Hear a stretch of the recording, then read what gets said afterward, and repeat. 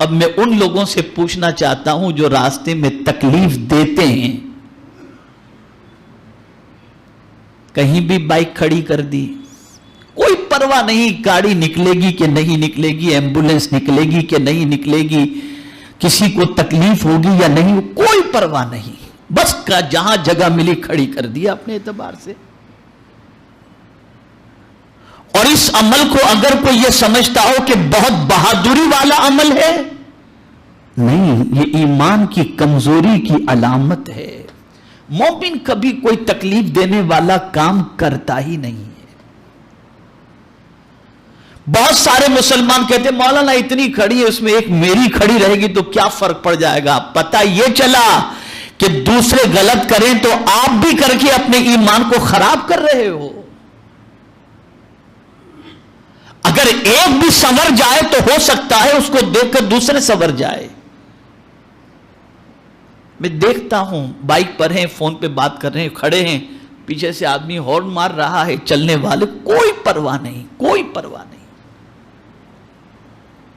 جب ہم یہ اسلام بتا رہے ہیں دنیا کے سامنے تو دنیا یہ اسلام قبول کرنے کے لیے تیار نہیں۔ جب وہ اسلام بتاتے تھے کہ راستے سے تکلیف دہ چیزوں کو ہٹا دیا کرتے تھے تو لوگ اسلام قبول کرنے کے لیے تیار ہو جاتے تھے۔ یہودی ایک راستے سے گزرے، دیکھا پتھر پڑا ہوا تھا تو حیرت ہوئی ان کو کہ یہاں پتھر پڑا ہوا ہے۔ مسلم علاقے سے گزرے، کسی علاقے سے گزرے، دیکھا پتھر پڑا ہوا ہے تو حیرت ہوئی۔ کسی نے کہا آپ کو حیرت کیوں ہو رہی؟ تو انہوں نے کہا لگتا ہے کوئی مسلمان یہاں سے نہیں گزرا، اس لیے کہ مسلمان گزرتا تو پہلے اس پتھر کو ہٹا دیتا، اس لیے کہ اس کے نبی کی یہ تعلیم ہے، یہ ہماری پہچان تھی، ہماری آئیڈینٹی تھی۔ میں زیادہ دور کی بات نہیں کرتا، ایک گلی چھوڑ لیجئے آپ، یہ اپنی گلی، اس کے بعد والی گلی، ذرا دیکھیے بائک کتنی سلیقے سے کھڑی ہوتی ہے، اور اس گلی کے اندر آپ دیکھ لیجئے کہیں بھی کھڑی ہے، کوئی بھی کھڑا ہے، کہیں بھی بائک پر کھڑے ہیں، بائک پر بیٹھے ہوئے، بھائی دے دینا، وہ دے دینا۔ ارے تم دیکھو پیچھے والوں کو کتنی تکلیف ہو رہی، اور اگر اس کو تم بہادری سمجھتے ہو تم اپنے دامن کے اندر گناہ کا ذخیرہ جمع کر رہے ہو۔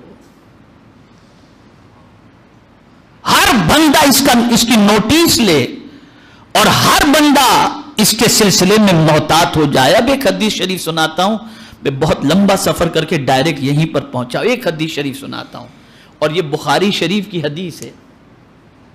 حضرت ابو سعید خدری رضی اللہ تعالیٰ عنہ سے روایت ہے کہ آقا کریم صلی اللہ علیہ وسلم نے ارشاد فرمایا، ابو سعید راستے میں بیٹھنے سے بچو۔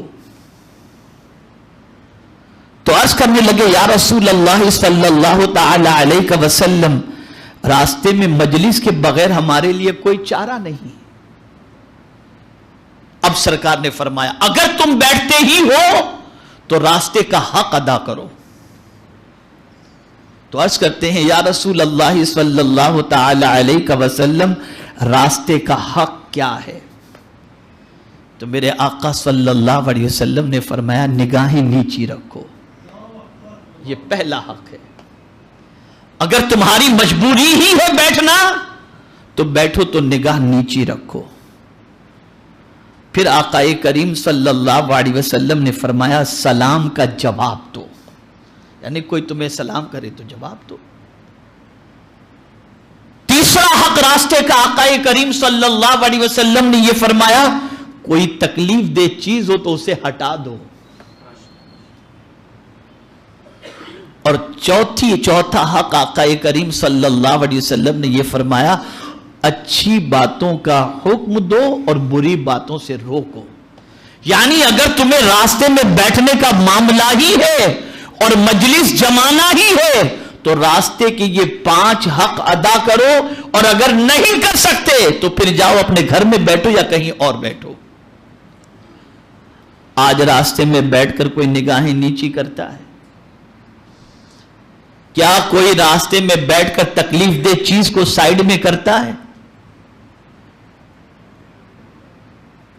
کیا کوئی راستے میں بیٹھ کر کے سلام کا جواب دیتا ہے؟ اور کیا کوئی راستے میں بیٹھ کر اچھی باتوں کا حکم دیتا ہے، بری باتوں سے روکتا ہے؟ یہ سارے کام تو ہوتے نہیں، راستے کا حق ادا نہیں ہو رہا۔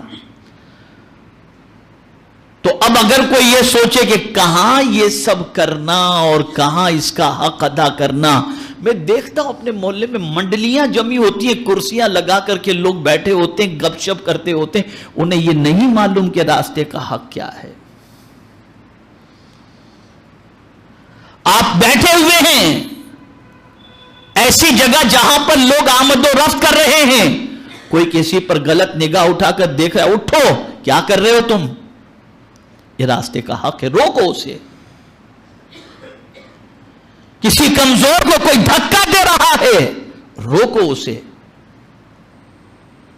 اور خود اپنی نگاہوں کو نیچی رکھو، اس لیے کہ راستے میں صرف مرد ہی نہیں چلتے بلکہ عورتیں اور خواتین بھی چلا کرتی ہیں، اور اگر کوئی شخص کسی عورت کو نگاہ اٹھا کر کے دیکھ لے جو غیر محرم ہے، نگاہ اٹھا کر پہلی نگاہ پڑ گئی تو سرکار فرماتے ہیں اس پر معافی ہے، پھر دوبارہ قصدن اس نے نگاہ اٹھا کر اسے دیکھا، اس کی آنکھ میں جہنم کی آگ کی سلاخیں ڈالی جائیں گی۔